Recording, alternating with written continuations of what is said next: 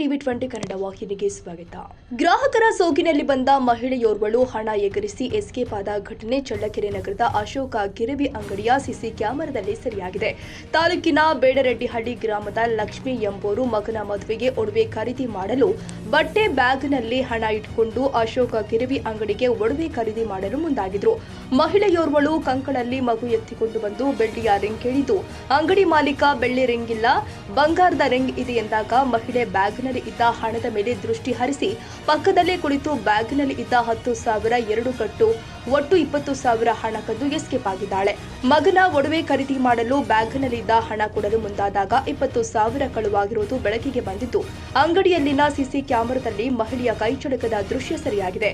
ಪೊಲೀಸರಿಗೆ ಮಾಹಿತಿ ಕೊಟ್ಟಿದ್ದು, ಪೊಲೀಸರು ಬಂದು ಪರಿಶೀಲನೆ ನಡೆಸಿದ್ದಾರೆ ಎನ್ನಲಾಗಿದೆ.